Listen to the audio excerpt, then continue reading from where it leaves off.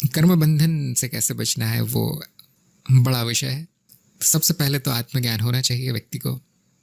मैं क्या हूँ, मेरा तत्व क्या है, मेरा स्वरूप क्या है। और जो मैं हूँ, जो अनुभव करता है, शून्यता है, उसको कोई बंधन नहीं होता, पहले से ही हर तरह के बंधनों से मुक्त है। और यदि आप उसको मैं कहते हैं तो मैं पहले से ही हर तरह के कर्म बंधन से मुक्त हूँ।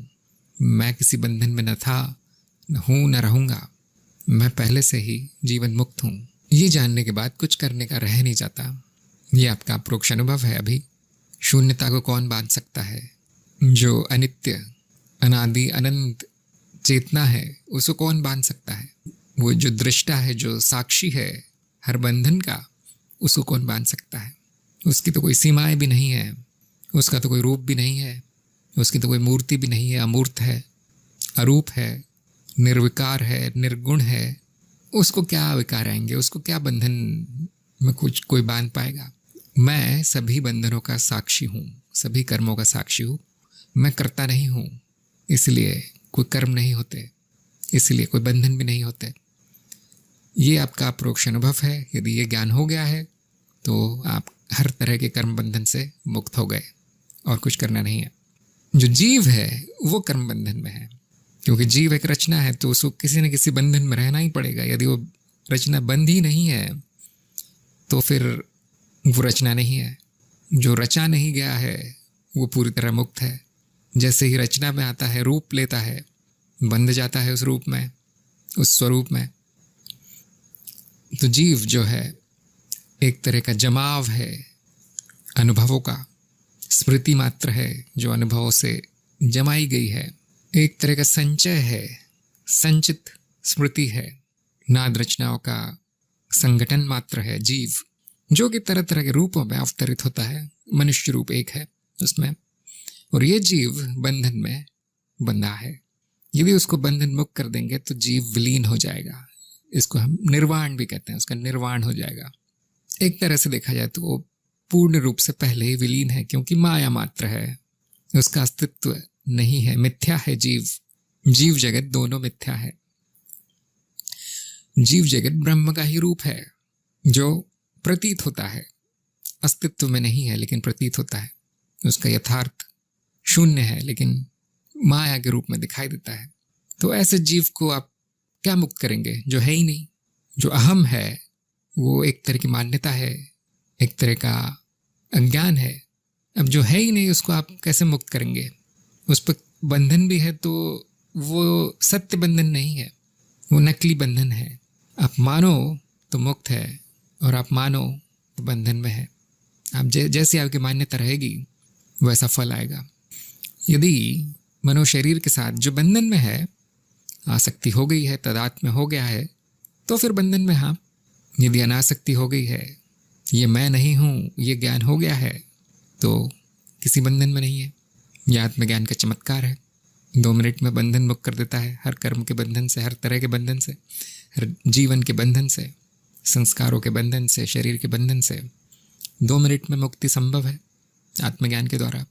जिन्होंने आत्मज्ञान का भाग नहीं देखा है अभी तक वीडियो, कृपया देख लें। आत्मज्ञान और ब्रह्म ज्ञान दोनों देख लें। आत्मज्ञान 50% है, ब्रह्म ज्ञान 50% है। दोनों ज्ञान होने के बाद 100% ज्ञान होता है। इसके बाद कुछ जानने का बचता नहीं है। संपूर्ण ज्ञान है, संपूर्णता का ज्ञान है। इसके बाद आप देखेंगे कि कर्म भी माया है, माया में ही उनका खेल है, माया में ही वो आते हैं, बनते हैं, बंधन बनते हैं और माया में ही विलीन होते हैं। इसलिए ज्ञानी इतना ध्यान नहीं देता कर्मों पर। छुट्टी पहले ही हो चुकी है आपकी कर्मों से। अब जो हो रहा है वो हो रहा है, वो पूरी तरह से सुंदर है, वो पूरी तरह से अच्छा है। जो भी होता है अच्छे के लिए होता है। और चमत्कार ये है कि ये ज्ञान होने के बाद जो जीव है वो भी बंधन मुक्त होने लगता है। भले ही माया हो, लेकिन माया की भी एक गति है, माया के भी नियम है। माया ही अनुभव है, माया के अलावा कोई और अनुभव नहीं होगा आपको। ऐसा कोई अनुभव नहीं है जो सत्य हो, सारे अनुभव असत्य हैं। फिर भी नियमबद्ध है, क्योंकि बंधन में है, रचना है माया एक तरह की। जो रचा जाता है वो बंध जाता है। यदि आप उसको बंधन मुक्त कर दे तो वो रचना भी मुक्त हो जाती है, वो रचना रचना नहीं रहती। तो इसी तरह से जो जीव है वो मुक्ति की ओर बढ़ता है ज्ञान के माध्यम से। जो ज्ञान है वो धीरे धीरे रिश्ता है जीव के अंदर, और सभी चित्त की परतों में वो ज्ञान पहुंचता है। उसका अंश, उस अमृत की बूंदे, ज्ञान के अमृत की बूंदे चित्त की सारी परतों को भिगो देती है और शुद्ध कर देती है, और ये रचना सुंदर हो जाती है। अब आपको कुछ करना नहीं है, बंधन में भी है तो भी ब्रह्म का ही स्वरूप है, पवित्र है पूरी तरह से। ज्ञान मार्ग में हमको केवल इतना करना है कि यदि दुख और पीड़ा पहुंचा रही है रचना, उतना शुद्ध कर लें उसको, उतनी शुद्धि कर ले इसकी। उसके बाद आपकी रुचि है उस निर्वाण तक पहुंचाने की, अपने आप होगा वो, लेकिन आप उसको जल्दी भी पहुंचा सकते हैं। ज्ञान मार्ग पर आने के बाद अगर जल्दी हो रही है किसी बात की, तो फिर कहीं ना कहीं अज्ञान है, बड़ा अज्ञान है। क्योंकि मैं तो काल के भी परे हूँ, मुझे किस बात की जल्दी। काल भी मेरा ही अनुभव है, काल भी मेरे ही दृष्टिपटल पर चलता है। अब किस बात की जल्दी? मेरी न शुरुआत है न मेरा अंत है, समय के परे हूँ मैं।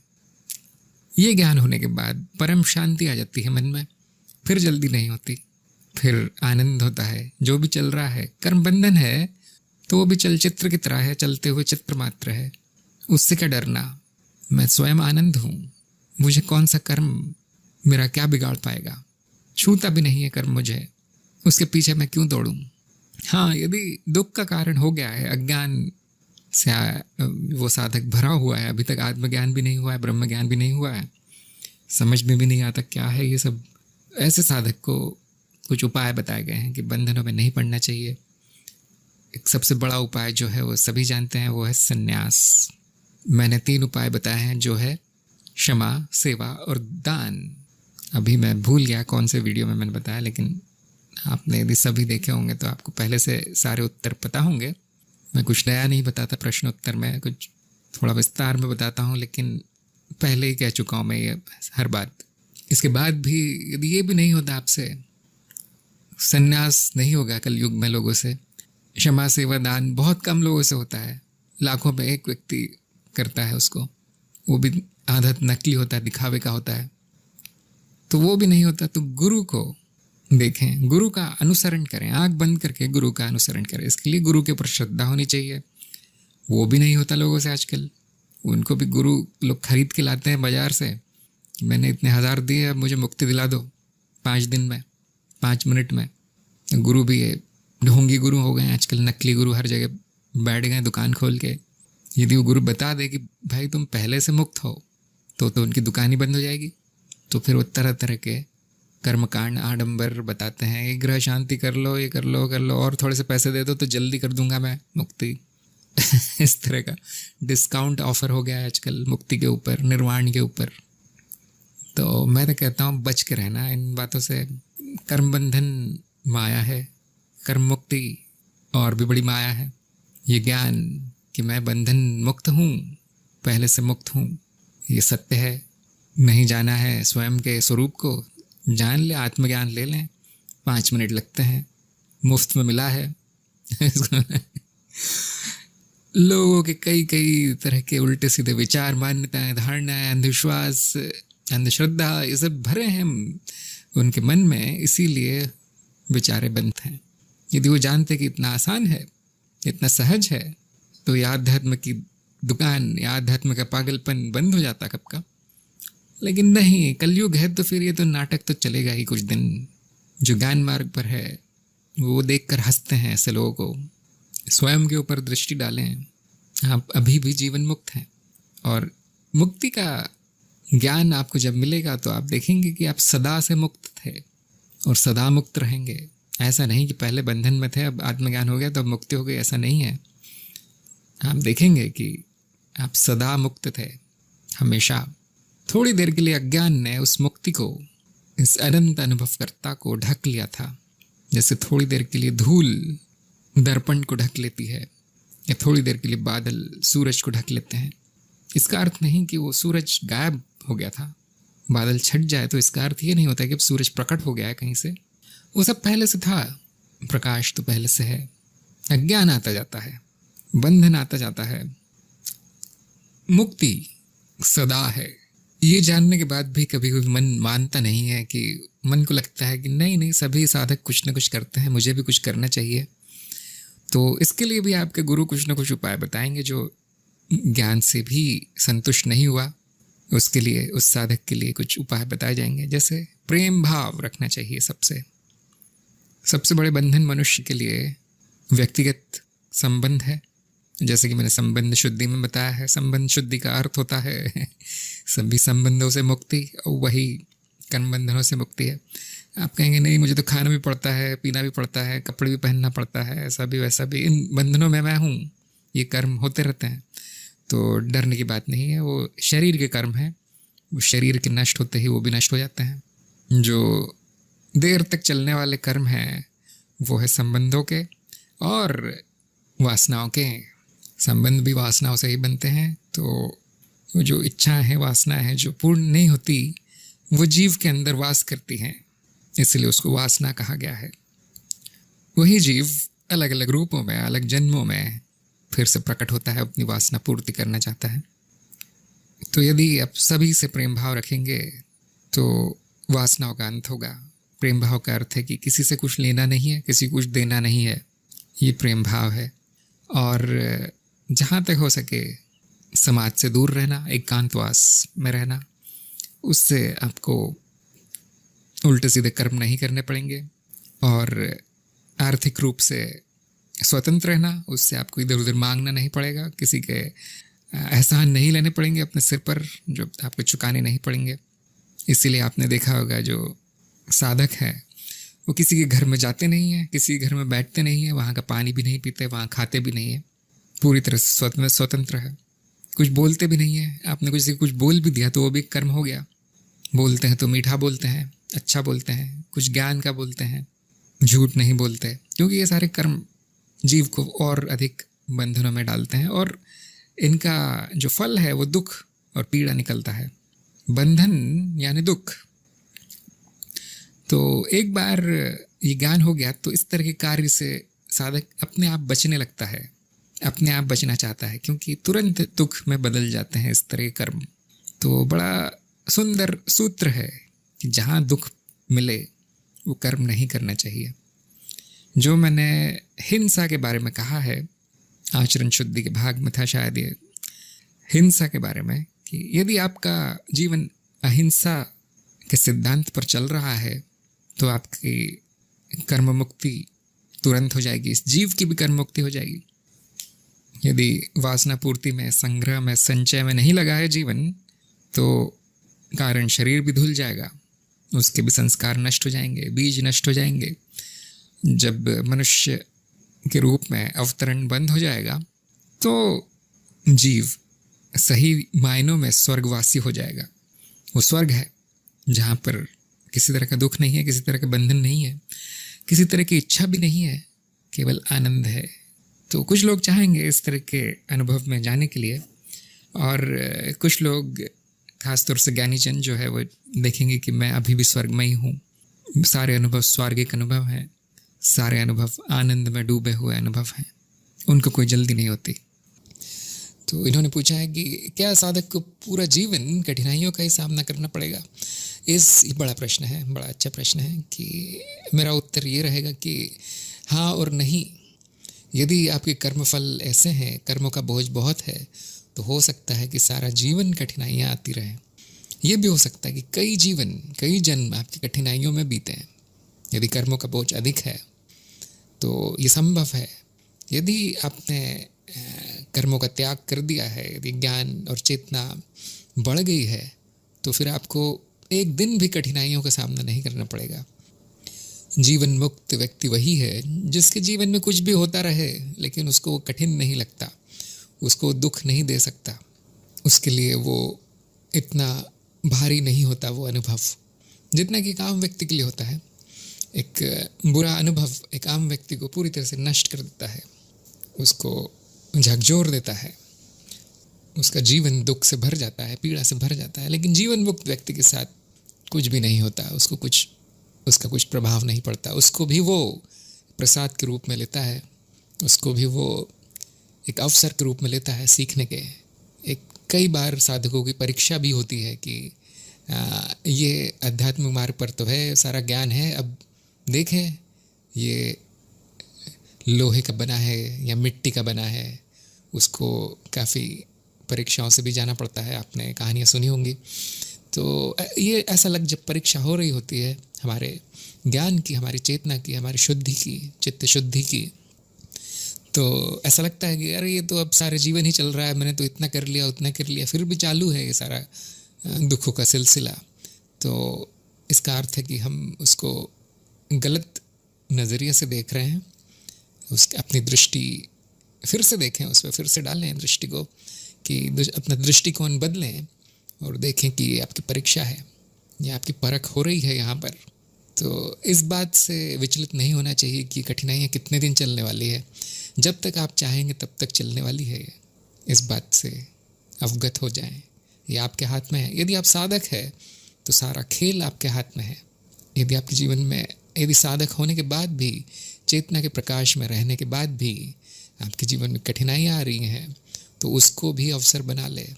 ये भी कृपा है कि आपको वो अवसर दिया गया है कि अब बचे खुचे कर्मों से भी आपकी छुट्टी होने वाली है। ज्योति ने कहा, हर कार्य के थोड़ी देर बाद चेतना आती है, तो क्या कर्म बंधन नहीं होगा? नहीं, कर्म बंधन नहीं होगा। जिसको भी आत्मज्ञान हुआ है उसे कर्म नाश ही होता है, कर्म बंधन नहीं होता। अगर कर्म करने के 1-2 साल बाद भी आती है चेतना और ये देख लिया जाता है कि ये मेरा कर्म नहीं है, तो फिर क्या बंधन होगा उसका? जैसे अहम भाव आता है कि मैंने किया है, ये मेरा है और मैं ही भुगतने वाला हूँ, अब कर्म बंधन है। फिर बहुत से लोग कहेंगे, हम इतना ध्यान क्यों देते हैं कर्म करने से पहले, हम इतना ध्यान क्यों देते हैं कि ये क्यों करना नहीं है, वो क्यों करना नहीं है? ऐसे कई बार मैं भी कहता हूँ। देखिए, नैतिक कर्म करना है, हिंसा नहीं करना। सामने वाले का होता है, सामने वाले का जीवन प्रभावित होता है। हम जो कर्म करते हैं उसमें सभी जीवों का ध्यान रखा जाता है। ज्ञानी तो जो कर ले वो कर ले, पूरी तरह स्वच्छंद है, लेकिन बाकी लोगों का क्या होगा? फिर उस करुणावश नैतिकता के नियम पाले जाते हैं, नैतिकता के मानदंड अपनाए जाते हैं। जरूरी नहीं है, लेकिन हम करते हैं।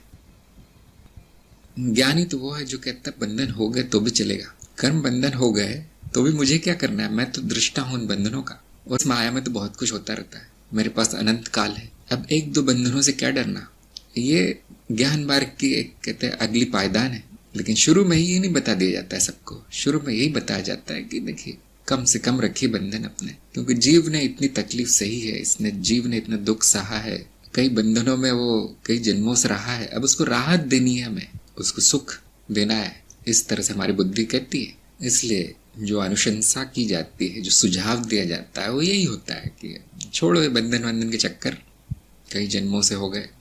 तो एक जो व्यवहारिक दृष्टिकोण से भी इसको देखना चाहिए। वैसे तो नहीं होगा ज्ञानी को बंधन, लेकिन ध्यान रखा जाता है कि मेरी वजह से तो कुछ गड़बड़ नहीं हो रही है।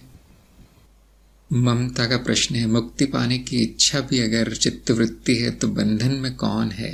अनुभव करता तो बंधन में नहीं है, वो मुक्त है, ये सभी जानते होंगे। और जो भी प्रकट है, जिसने भी रूप लिया है, वो बंधन में होगा, और उसकी वृत्ति है बंधन मुक्त होना, अधिक से अधिक मुक्ति चाहता है। जब ये जान लिया जाता है कि ये बंधन तो रहने वाला है और मेरा तत्व तो पहले से मुक्त है, तो ये वृत्ति समाप्त हो जानी चाहिए। वृत्ति तभी उठती है जब बताया जाता है कि तुम बंधन में हो, उसके पहले नहीं। उसके पहले तो मान लिया जाता है कि ऐसा ही हूँ मैं, यही शरीर हूँ मैं और यही मन हूँ, और वहाँ कोई वृत्ति नहीं होती मुक्ति की। जो पक्षी पिंजरे में बचपन से बंद है, उसको तो पता ही नहीं है कि हवा में उड़ना क्या होता है, आकाश क्या होता है, बचपन से ही बंधे हो। उसके लिए मुक्ति भी बड़ी छोटी सी होगी कि आज पिंजरे के दाईं तरफ बैठा हूँ तो कल पिंजरे के बाईं तरफ बैठ जाऊं, इतना सा ही होगा बस। तो जैसे ही पता चलता है कि नहीं, मुक्ति की संभावना भी हो सकती है, तो मुक्ति की इच्छा जागृत होती है।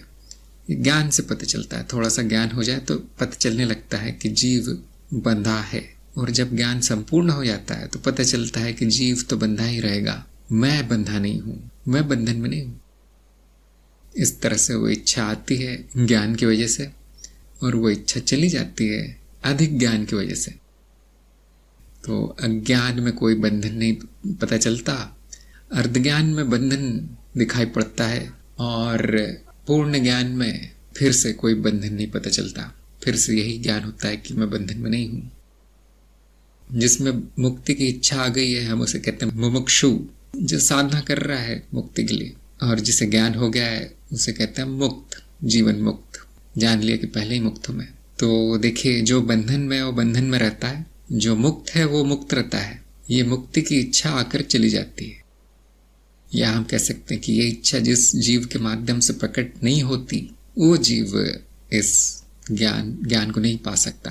वो ऐसा पक्षी है जो बचपन से पैदा ही पिंजरे में हुआ है, वहीं रहता है। जो एक बार स्वाद चख लेते हैं मुक्ति का, वो वापस पिंजरे में नहीं जाते कभी।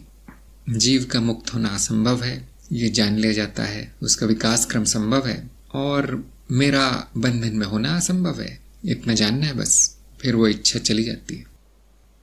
सोचने ने कहा, इसका मतलब हम एक ध्रुव से दूसरे ध्रुव पे जा रहे हैं। बंधन से मुक्ति की इच्छा और मुक्ति की इच्छा से फिर उस इच्छा से भी मुक्ति। हाँ, ये ज़रूरी है। अर्ध ज्ञान होना ज़रूरी है कि मैं बंधन में हूँ, ये ज्ञान होना ज़रूरी, नहीं तो आगे नहीं बढ़ सकता। तो हम देख सकते हैं कि विकास क्रम का एक भाग है, विकास क्रम की एक घटना है जिसमें कि अज्ञान से ज्ञान की ओर जाया जाता है। जो ये पेड़ पौधे हैं और छोटे जीव हैं, उनमें अहम भाव नहीं होता भी होगा तो पता नहीं कैसा होता होगा, लेकिन नहीं होता। और जैसे जैसे जीव प्रगति करता है पृथ्वीलोक पे, अहम भाव दिखाई देता है। जो बड़े विकसित पशु पक्षी हैं उनमें अहम भाव दिखाई पड़ता है, सीधा सीधा साफ। मनुष्य में सबसे अधिक होता है। और यहीं पर संभावना होती है जानने की कि ये अहम भाव ही बंधन है मेरा, अहम ही मेरा बंधन है, यही अज्ञान है। ये जानने की संभावना मनुष्य योनि में होती है, मनुष्य जन्म में। बाकी पशुओं में या जो नीच प्रवृत्ति के मनुष्य हैं उनमें ये संभावना नहीं होती। उनको नहीं पता कि वो बंधन में है, कोई बंधन है ये नहीं पता उनको। तो जो मनुष्य विकसित हो गए हैं, आगे बढ़ गए हैं थोड़े बहुत, उनमें ये भावना आ जाती है कि मैं बंधन में हूँ। पता चलता है मैं ही बंधन है, और गुरु के संकेत से ये छोड़ दिया जाता है, ये विचार ही त्याग दिया जाता है और फिर वो इच्छा चली जाती है। इस तरह से एक पायदान है विकास क्रम की मुक्ति।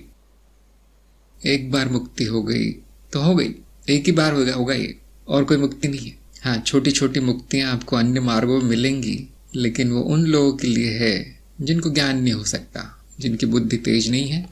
उनको छोटी छोटी मुक्तियाँ दी जाती है कि चलो मनुष्य योनि से मुक्ति ले लो, चलो दुख से मुक्ति ले लो, चलो ऐसा कर लो वैसा कर लो। तो ज्ञान मार्ग में सबसे बड़ी मुक्ति मिलती है, एक ही कदम में छलांग लिया जाता है सारा अध्यात्म। अब आपको किसी मुक्ति की इच्छा नहीं होगी इसके बाद। और जो भी विकास क्रम हो रहा है वो अपने आप होगा। और सभी जानते हैं, सभी ज्ञानी जन जानते हैं कि ज्ञान मार्गी का विकास बहुत तेज होता है। सबसे तेज ज्ञान मार्गी का ही विकास होता है और किसी का नहीं।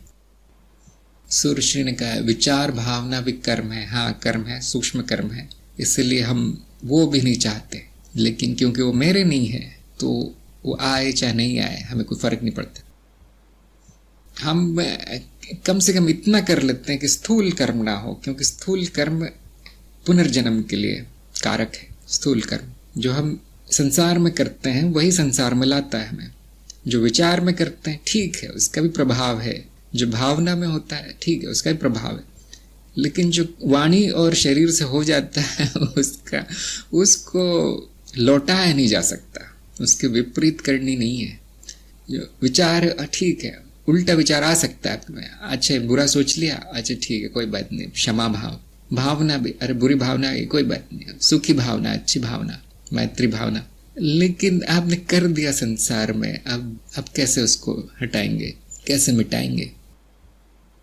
ऐसे तीर जैसे छूट जाता है धनुष से तो फिर नहीं आता वापस। अब उसके प्रभाव आएंगे, उसके फल आएंगे। तो हमें थोड़ा सा स्थूल कर्म के बारे में सचेत होना पड़ता है। बाकी आप साक्षी भाव में रहिए, बाकी जो आता है तो बहुत अच्छा, नहीं आता तो नहीं। माधुरी ने पूछा स्मृति समाप्त नहीं होती इसलिए कर्म बंधन बनते हैं। हाँ, ये देखिए कर्म बंधन भी तो स्मृति में है, तो कर्म बंधन भी वैसे के वैसे ही रहते हैं, उनकी संतुष्टि हो जाती है, फिर वो करना जरूरी नहीं हो जाता। लेकिन हाँ, वो वैसे ही रहते हैं, वो कर्म बंधन कारण शरीर में संचित होते हैं। जीव को प्रभावित करना बंद कर देते हैं उनकी संतुष्टि होने पर। मान लीजिए आपने अपने दोस्त से कुछ पैसे उधार लिए और अगले दिन लौटा दिए, ये घटना हो गई। कर्म बंधन जो बन गया था कल, आज नहीं है। तो क्या वो घटना भी चली गई? नहीं, वो घटना हमेशा के लिए स्मृति में छपी है कि इसने मेरे साथ मेरी मेरी मदद की थी, इसने मेरा अच्छा किया था। अब वो अगले कर्मों को प्रभावित करता रहेगा जब तक कि उसकी आवश्यकता तब तक रहेगा वो। माधुर्य के प्रारब्ध स्मृति के कारण ही आते हैं। हाँ, स्मृति ही है प्रारब्ध। नित्या ने पूछा, संकल्प से किसी फल से बचने के बाद क्या वह फल जिससे हम बचे हैं बाद में भोगना पड़ेगा? एक बड़ा कठिन प्रश्न है, क्योंकि यदि संकल्प ऐसा किया गया है कि वो फल नष्ट हो जाए तो देवी को नष्ट करना ही पड़ता है, और यदि संकल्प ऐसा किया गया है कि मैं बच जाऊं इससे या फिर ये ना हो तो वो किसी और रूप में आ जाएगा।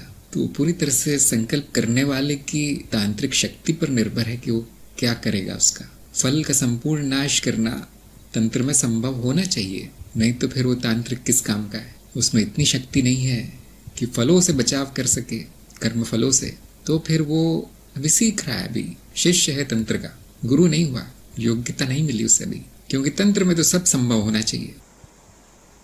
तो 2-3 चीजें हो सकती है कि अब तो उसको पूरी तरह मिटा दिया जाए, जो कि बहुत शक्तिशाली तांत्रिक कर सकता है सही संकल्प धारण करके, या उसका प्रभाव कम कर दें कि वो जो भी फल मिलने वाला है थोड़े दिनों बाद मिले और उसका प्रभाव कम हो, या ये भी किया जा सकता है कि वो किसी और रूप में मिले। ये तीसरा विकल्प है आपके पास।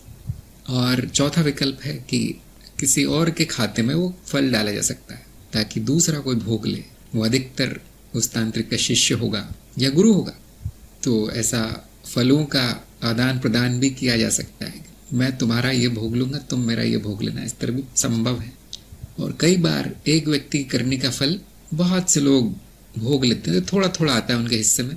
और ये जो तांत्रिकों के जो गुट होते हैं, जो उनके आपने देखा होगा कई मार्गों में, कई तंत्र मार्गों में तांत्रिक अकेला नहीं होता, पूरी की पूरी फौज होती है उनकी। तो एक ने कुछ कर दिया, अब सब मिलकर बैठते हैं और सब अपने अपने सिर पर ले लेते हैं फल। छोटा छोटा छोटा बढ़ जाता है और अब सहने लायक हो जाता है। या उल्टा भी होता है कि अच्छा कर्म कर दिया किसी ने बहुत बड़ा, और फिर सभी को वो फल मिलते हैं, अच्छे फल भी बांटे जा सकते हैं। एक व्यक्ति कर्म के अच्छे फल दूसरों को प्रदान किए जा सकते हैं, जो कि तंत्र मार्ग क्या आपके संसारिक में भी संभव है, संसारिक जीवन में भी संभव है। यदि एक व्यक्ति घर में अच्छा पैसा कमा लेता है, सबको फल मिलता है, सबका अच्छा होता है, सबकी इच्छाएं पूरी होती हैं, सब सुखी होते हैं। और उल्टा भी होता है, एक व्यक्ति ने कुछ गलत कर दिया, अब सारा घर बर्बाद होता है, सभी को कष्ट होता है। तो ये तो बहुत सामान्य सी बात है, फलों का बंटवारा करना, फलों को आगे बढ़ा देना, टाल देना, उन कम ज़्यादा कर देना, या फिर पूरी तरह समाप्त कर देना।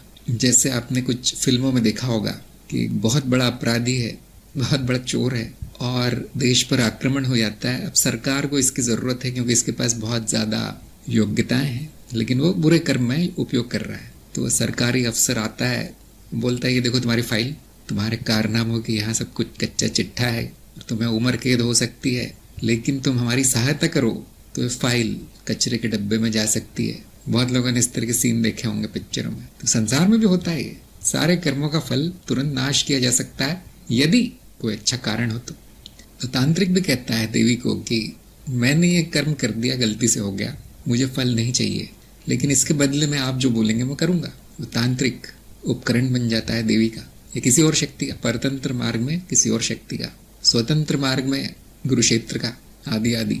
तो ये बहुत बड़ा विषय है, तंत्र मार्ग का विषय है। जो मैंने बताया वो कथा कहानी की तरह लगेगा। जो करना जानते हैं वो पूछते नहीं, और जो पूछते हैं वो करना नहीं जानते।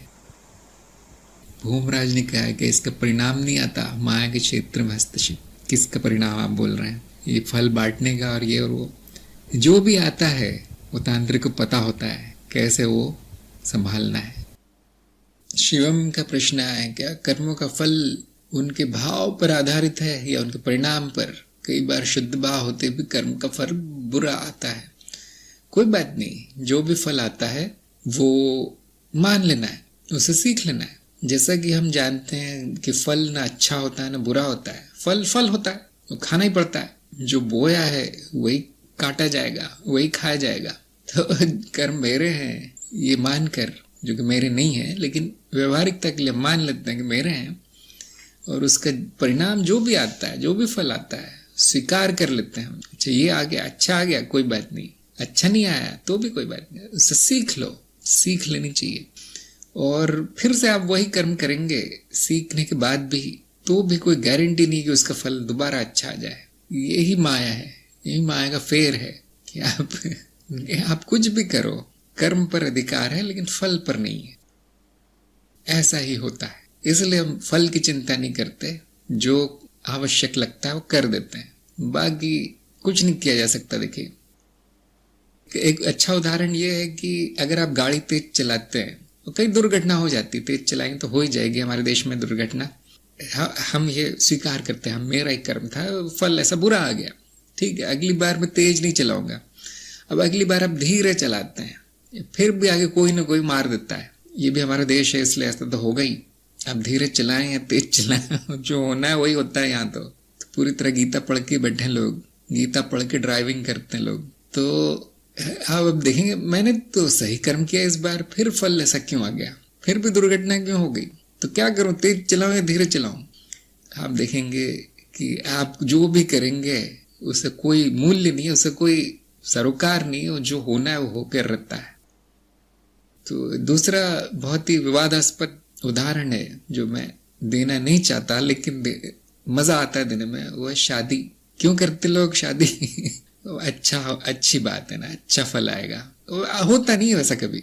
लेकिन जो नहीं करते वो ये सोच के नहीं करते कि कुछ अच्छा हो जाएगा मेरे जीवन में, उनका भी जीवन ऐसे ही होता है, बेकार से ही होता है। तो आप कुछ भी कर लीजिए, फल तो आएगा ही, और उनसे सीखना हमें चाहिए। सीख सीख कर आपकी प्रगति हो रही है तो फिर कोई भी फल आए स्वीकार है। कार्य न कर्म मेरे न फल मेरे। देखिए, माया के ऊपर वाली बात है, मेरा कुछ भी नहीं है, बात सच है, लेकिन वो अनुभवकर्ता के दृष्टिकोण से, मनुष्य के दृष्टिकोण से उसका कर्म भी है, उसका फल भी है, तो उसी को भुगतना पड़ता बेचारे को। तो जिस तरह से कर्म मिथ्या है वैसे मनुष्य भी मिथ्या है। मिथ्या मिथ्या को प्रभावित करती है, मिथ्या सत्य को प्रभावित नहीं करती। जैसे हम पूरी तरह से मिथ्या के स्तर पे बात कर रहे हैं तो हम कहेंगे कि हाँ अब तुम्हारा ही कर्म है। जब हम सत्य के स्तर पे बात करते हैं तब हम कहते हैं कि नहीं, मेरा नहीं है, क्योंकि यहाँ पे मैं की स्थिति बदल गई है, मैं की स्थिति अनुभवकर्ता पर आ गई है। तब वो बात सत्य नहीं रह जाती कि तुम जो करते हो तुम भुगतते हो। नहीं, मैं तो कुछ नहीं भुगतता, न मैं करता हूं न मैं भोगता हूं, लेकिन स्तर बदल गया है, ज्ञान का स्तर बदल गया है। इसलिए बहुस्तरीय ज्ञान का वीडियो सबको देखना चाहिए, नहीं तो मेरी बातें नहीं समझ में आएंगी। इस सत्संग में जो बोला जाता है बिल्कुल नहीं समझ में आएगा किसी के, बहुस्तरीय ज्ञान का वीडियो नहीं देखा तो। यहाँ तक कि जो दूसरे गुरुजन बोलते हैं वो भी नहीं समझ में आएगा। बहुत बार हमने उदाहरण दिए इस बात। लोग कहेंगे नहीं, कभी आप कहते हैं कर्म करना चाहिए, आवश्यक जो है करना चाहिए, जो पसंद है वो जरूर करना चाहिए, अपनी इच्छा पूरी कीजिए। अगले दिन आप कहते हैं मेरी तो कोई इच्छा नहीं है, मेरा तो कर्म नहीं है, तो फल भी नहीं है, सब कुछ पूर्व निर्धारित है। हर बार विरोधाभास, हर बार जो मैंने बोला है ठीक उल्टा मैं बोल देता हूँ। इसका कारण है स्तर बदल देता हूँ मैं। ज्ञान के स्तर बदलते ही सारे वाक्य बदल जाते हैं, सारे सत्य बदल जाते हैं। जिसने ये जान लिया वही समझ पाएगा, उसी को ज्ञान होगा, बाकी किसी को नहीं होगा। प्रज्ञा का प्रश्न है, अगर हमने दिखावे के लिए अगर संसार के कार्य में फंसा रखा हो, जैसे जॉब या बच्चे, क्योंकि सब एकदम नहीं त्याग के सकते, लेकिन ज्ञान और विरक्ति है, तो मन में ऐसे में क्या रहेगा अगला जीवन? प्रश्न थोड़ा अस्पष्ट है आपका। मन में क्या रहेगा? ये जान लेना कि मैं बंधन में हूं बहुत बड़ी उपलब्धि है। ये जान लेना कि मेरी नौकरी, मेरा परिवार, मेरे बच्चे, संसार, समाज मेरा बंधन है, ये बहुत बड़ी उपलब्धि है। अब व्यवहारिक कारणों से आप छोड़ नहीं सकते, क्योंकि पहले फंस गए आप, आपने अपनी जिम्मेदारी ले ली है उसको। क्योंकि जिम्मेदारी से बचना भी कर्म है और उसका भी फल आएगा। तो बुद्धि का उपयोग करते हुए हम पूरी जिम्मेदारी निभाते हैं। नौकरी करना आवश्यक है मेरे लिए, पैसे नहीं है तो नौकरी करते हैं हम, सही नौकरी करते हैं, अनैतिक नहीं करते। ज्ञानी कोई अनैतिक कर्म कर ही नहीं सकता, उसी को दुख होता है बेचारे को, दूसरों की तो मौज होती है। अनैतिक कर्म जो करते हैं वो ऐश करते हैं, लेकिन ज्ञानी दुख भोगता है कुछ अनैतिक कर ले तो जीवन भर। और बात भी सही है, उसको पता रहता है कि इसके फल बहुत बुरे आएंगे, इसलिए दुख में पहुंच जाता है। सही कर्म करना, नैतिक कर्म करना हमारा उत्तरदायित्व है, छोड़ना नहीं है। गुरुजी ने कह दिया त्याग करो, अब सब त्याग करके बैठ गया हूं, मूर्खता है। और इसी तरह परिवार, घर, बच्चे हो गया है, यदि पति पत्नी, शादी वादी, उत्तरदायित्व निभाना है पूरा का पूरा, त्याग नहीं करना है। तो अब मुक्ति कैसे होगी? ये प्रश्न आ जाता है, मैं तो फंस चुकी हूँ, अब कैसे? तो चिंता मत कीजिए, आप पहले से मुक्त हैं। ये जीव फंसा है, जीव फंसा है, और जिसने इतना जान लिया उसको चिंता नहीं होती फिर मुक्ति की। जो मुक्त है वो पहले से मुक्त है, सदा मुक्त है, और जो बंधन में है वो किसी न किसी तरह के बंधन में रहेगा। हमें वो सारे बंधन त्यागना है जिससे दुख होता है। जैसे कि मैंने आपको क्रम बताया कैसे त्याग करना है। तो जो हानिकारक है उसका त्याग बहुत आसान है, जो नकारात्मक है उसका त्याग बहुत आसान है, जिससे खुशी मिल रही है, जिससे सुख आनंद मिल रहा है, उसका त्याग बड़ा कठिन है। जैसे कड़वा कुछ है, आप खा लेते तुरंत थूक देते हैं, बहुत आसान है। मीठा आप खाते जाते हैं, आनंद है उसमें, संतुष्टि। तो यदि वो त्याग नहीं हो रहा है अपने आप, कोई बुराई नहीं है, तो आप चिंता मत कीजिए, चेतना में रहिए, इस साक्षी भाव में कि मैं मुक्त हूं, और ये संकल्प धारण कीजिए कि दोबारा ना फंसूं। यदि वो कार्य जैसे नौकरी है वो 5-10 साल चलनी है तो चली जाएगी, फिर उतना समय लग ही जाएगा, आपका भविष्य जो है उतने दिन तक बंधन में रहेगा उस नौकरी के। लेकिन परिवार, बच्चे कई वर्ष चले जाएंगे, 20-30 वर्ष चले जाएंगे, तब जाके वो आपको अकेला छोड़ेंगे, तब जाके वो अपने पैरों पर खड़े होंगे आदि आदि। और मैंने देखा है ये भारत ऐसा देश है जहाँ पे बहुत बुरी व्यवस्था है कि परिवार से आप छूट नहीं सकते, कितनी भी आपकी उम्र हो जाए, समाज से भी नहीं छूट सकते, लोग जाने नहीं देंगे। तो संकल्प ऐसा रखिए कि अगले जन्म में ये ना करना पड़े। और यदि आपके परिवार जन समस्या है, या ये वो संप्रदाय जिसमें आप पैदा हुए हैं, उस कुल में, हम कहते हैं कुल कहते हैं इसे, उस कुल में अगर हम पैदा हुए हैं और वो समस्या है, तो ये संकल्प धारण करना है कि वहां जन्म ना हो। ध्यान दीजिए, अब बंधन में तो जन्म तो हो गई, वो बंधन जो कर्म बंधन हुए हैं, ऋणानुबंधन, वो पूरे निपटाने पड़ेंगे, कई जन्म हो जाएंगे। तो बस इतना किया जा सकता है कि संकल्प धारण कीजिए कि ये दोबारा ना हो मेरे साथ, न ये कुल मिले, न ये परिवार मिले, न ये कीचड़ मिले मुझे। किसी आध्यात्मिक परिवार में, आध्यात्मिक देश में, आध्यात्मिक वातावरण में जन्म हो। और ये भी संकल्प धारण कीजिए कि मेरा वापस वही मार्ग हो जिसमें मुझे सफलता मिली है, कोई भी हो सकता है, ज्ञान मार्ग भी हो सकता है, और मुझे वही गुरु मिले जो मुझे अभिप्रिय है, दोबारा न मुझे भागना पड़े इधर उधर गुरु की तलाश में, वही गुरु मिले। आप सोचेंगे ऐसे कैसे हो सकता है, गुरु की तो मृत्यु पहले हो जाएगी मुझसे, और वो कहाँ ढूंढूंगी मैं अगले जन्म में, कैसे ढूंढूंगी? संकल्प में शक्ति होती है, संकल्प शक्तिशाली हो, धारण किया हो, और अच्छे कर्म के लिए धारण किया हो, गुरु क्षेत्र को बोलकर धारण किया हो, तो उसका प्रभाव पड़ने की, क्योंकि वो भी कर्म है, वो भी कर्म है, उसका भी फल आएगा। तो उसका फल क्या आएगा कि आपको गुरु रूप में मिल ही जाएगा कोई ना कोई, ठीक वैसा ही होगा वो जैसे आपके अभी के गुरु हैं, वही नहीं होगा। ये मनुष्य तो एक बार ही होता है, 2-2 बार 3-3 बार नहीं होता। ये कारण शरीर है, अलग अलग रूपों में प्रकट होगा, और उसको पहचानना आसान है। जो भी आपको सबसे प्रिय लगे, जो ऐसा लगे कि बहुत पुरानी जान पहचान है इनसे, और उसकी हर बात सच लगे, और आपकी प्रगति भी हो वहां पे, वही आपका गुरु है, और वही कई जन्मों से है। हाँ, 1-2 बातें बुरी लग सकती हैं, हो सकता हो कड़वा बहुत बोलता हो, या सख्त हो, या फिर कुछ उसमें दोष हो 1-2, लेकिन जैसे हम में दोष है और हमें सब ने स्वीकार किया है संपूर्ण दोषों के साथ, वैसे ही आपके जो कई जन्मों वाले गुरु हैं उनको भी आपको स्वीकार करना है संपूर्ण दोषों के साथ। प्रज्ञा ने कहा, ज्ञान है मन में, विरक्ति है मन में। बहुत अच्छी बात है, आप सही मार्ग पर हैं, चलते रहिए, बंधन की चिंता मत कीजिए, जो प्राकृतिक है वो अपने आप हो जाएगा। प्रज्ञा ने कहा, मैं रोज यही प्रार्थना करती हूँ। बहुत अच्छा है, बहुत अच्छा। एक सत्संग हमारा हुआ था जिसमें मैंने अलार्म लगाने की विधि बताई थी। यदि किसी के पास वो कड़ी है तो प्रज्ञा को दे दीजिए। गुरु क्षेत्र में अलार्म कैसे सेट करना है वो मैंने विधि बताई थी, मैं दोबारा नहीं बताना चाहता, बहुत काम का सत्संग था वो। पांडुरंग ने कहा, ईमेल भेजना। हाँ, जिनकी भी इच्छा है वो मुझे केवल बता दें, केवल बता देना है आपको, थोड़ा फॉर्मली बताना है, लिख कर या ऐसे कुछ।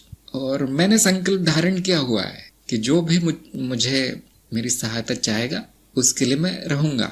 ये मेरा पहले संकल्प है, ये तो सभी का रहेगा। मतलब अंकुश ने कहा है कि हमें किसी भी दूसरे व्यक्ति से कुछ नहीं लेना है, क्योंकि वो कर्म बंधन है इस जीव का उस दूसरे जीव से, तो क्या कुछ देना भी कि कर्म बंधन है? क्योंकि जो दूसरा जीव जो लेने वाला है उसका भी तो कर्म बंधन ही बनेगा देने वाले जीव से, क्योंकि यदि कर्म बंधन हुआ तो दोनों का जन्म आवश्यक है उस कर्म से मुक्ति के लिए। बहुत अच्छा प्रश्न पूछा अंकुश ने, बहुत अच्छा प्रश्न है आपका। ऐसा लगता है बहुत सोच विचार मनन हुआ है, आप बहुत अच्छी बात है। ये प्रश्न आनंददायी है। देखिए ज्ञान का प्रश्न है, ज्ञान मार्ग का। तो हाँ, संबंध बनाना, लेना देना, लेन देन जहां पर है कर्म बंधन है दोनों के लिए। अब प्रश्न है देने का। यदि मैं कुछ लेना नहीं चाहता लेकिन देना चाहता हूं तो क्या बंधन होगा? तो मैं सत्संग में पूछना चाहूंगा लोगों से कि क्या विचार है सबका। कोई बताना चाहेगा? आपने किसी ने कोई मनन किया हो तो, कि यदि केवल मैं देना ही चाहता हूं तो क्या मेरा बंधन बनेगा या सामने वाले का बंधन बनेगा या दोनों का बनेगा? मैं जवाब दूंगा, ऐसा नहीं मैं नहीं दूंगा, देखना चाहता हूं लोग क्या सोचते हैं। चंचल ने कहा है साक्षी भाव में कुछ भी करो कोई बंधन नहीं। बहुत अच्छी बात कही है इन्होंने। हाँ, शिवम ने कहा बंधन का मूल लेने का भाव है, ये बहुत अच्छा है। हाँ, बहुत अच्छी बात कही आपने शिवम ने। आलोक ने कहा नहीं। स्ट्रेंज ने कहा है मेरा बंधन है। कृष्ण प्रिया ने कहा निष्काम भाव से दिया है तो नहीं। ये बात बिल्कुल सही है आपकी। प्रज्ञा ने कहा स्वयं का ऐसा जान के दिया तो बंधन होगा। हाँ, स्नेहलता ने कहा है भाव क्या है उस पर निर्भर है। हाँ, देने के पीछे भावना क्या है? जय ने भी वही कहा है, देते समय जो भाव है वैसा बंधन होगा। राजेश ने भी कहा है। स्वाति ने कहा है कोई किसी को कुछ न देता है न लेता है। अच्छा। ममता ने कहा निस्वार्थ भाव में कोई बंधन नहीं है। पद्मजा ने कहा देने के पीछे उद्देश्य तो बंधन बनेगा। बहुत अच्छी बात है। हल्दर ने कहा दोनों के बंधन है यदि माया में संबंध स्थापित हो। तो संबंध माया में स्थापित होता है, और क्या होगा संबंध? माया के बाहर भी कोई संबंध होता है? तो सभी से मैं करीब करीब समर्थन करता हूँ सभी का। सभी को अच्छा ज्ञान है यहाँ पे। प्रज्ञा ने गुरु को भी ज्ञान देने के लिए आना पड़ता है। हाँ। तो हाँ, बिल्कुल सही बात कही है कि ये देने के पीछे उद्देश्य है, देने के पीछे कुछ भावना है छुपी हुई कि अरे मुझे तो कुछ नहीं चाहिए, लेकिन फिर भी मन में कुछ है कि सामने वाला तारीफ ही कर दे सामने वाले का प्रेम ही मिल जाए मुझे।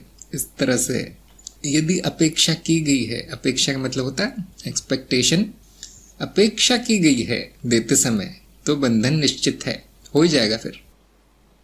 जैसे किसी ने कहा था निस्वार्थ निष्काम, कुछ भी लेने की इच्छा नहीं है अगर देते समय निस्वार्थ है तो उसका कोई बंधन नहीं बनेगा। अच्छा, अब दूसरी पार्टी का क्या होगा जिसने लिया है? ऐसा ही है, अगर सामने वाले ने कोई उम्मीद नहीं रखी है तो उसका भी बंधन नहीं बनेगा। जैसे मैं किसी को कुछ देता हूँ, कहता हूँ कि ठीक है ले लो, ये वस्तु ले लो, लेकिन देना मत वापस, रख लो इसे, तुम्हारी अब ये तुम्हारा ही नाम लिखा था इस पे, तुम्हारे लिए बनी थी ये। अब वो व्यक्ति बोझ लेकर नहीं जाएगा अपने मन में, अरे मुझे कुछ करना पड़ेगा इसके लिए, वापस देनी पड़ेगी, कुछ नहीं। अगर वो सामने वाले की भावना समझ गया कि यहाँ पे निस्वार्थ भाव है, ले लो भाई, तो उसका कोई बंधन नहीं बनेगा।